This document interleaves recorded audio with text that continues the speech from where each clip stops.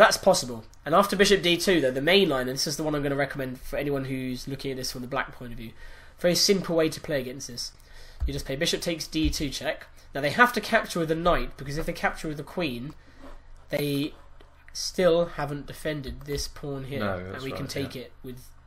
Well, we can take it because after they attacking the queen, they move the queen, trying to do a pin, and black's got many ways to defend it, but I want to show that move d5 again, and I've always been talking about this move, but it's such an important move that I think it needs sort of reiterating how powerful this move is, pawn to d5, because it defends the knight on e4 and it attacks the bishop on c4, and this bishop on c4 is always happy to see that d pawn moved out of the way.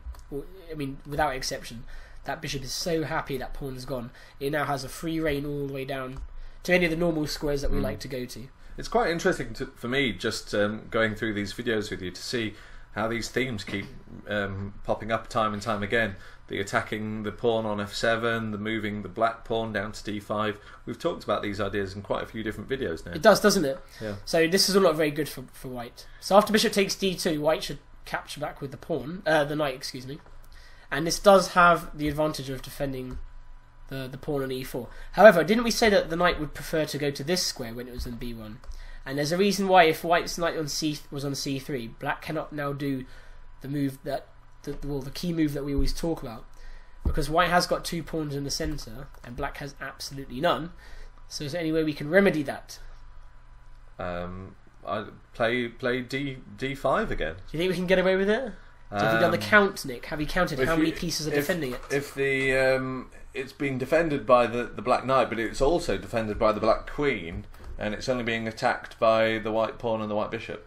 Good. So if it's two pieces defending it and two pieces attacking it, are we going to be okay, do you think? Yes. Good. And there we go. Pawn to d5. There we see that move again. Very important, because if black were to castle, which looks okay, here we see the pawn charging up the board. This pawn on e5 doing a devastating job of trying to attack the knight. The knight's got to move.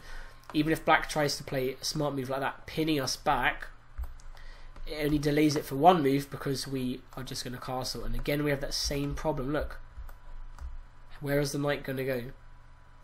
So always black needs to be very aware of this d5 move, and here it's a good move.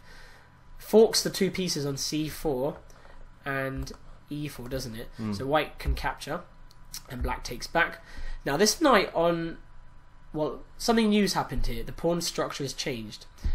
Here we see this knight is on something called... I think you mentioned it in another chapter, Nick. Then when the knight is on a square where no opposition pawns can attack it, it is called an outpost. It's called an outpost. And do you think knights like outposts? I think they do, because it's hard to sort of push them away from them. That's right. White has other pieces to attack it, but no other pawns, because of course if the bishop captures, the queen would just capture back, and it's defending it, isn't it? Just like this, down towards here.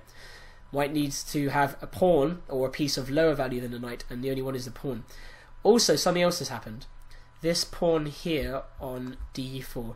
Now, do you know what that's called? It's got a special name. I think I do. This is the pawn, because it's got no other pawns supporting it on either side. Would you call it an isolated pawn? That's right. It's called an isolated queen's pawn. We call it an isolated queen's pawn because it's on the same file as what the queen is. Yeah. So that's just a way of denoting it. But that is an isolated pawn. And do you think that looks quite strong or quite weak? Well, because it doesn't have a pawn either side. If it had a pawn on e3 or c3, then I'd say it was strong. But because it doesn't, to me that looks weak. Yeah, that's right. But there's no pawns either side that would defend it. So it is quite weak.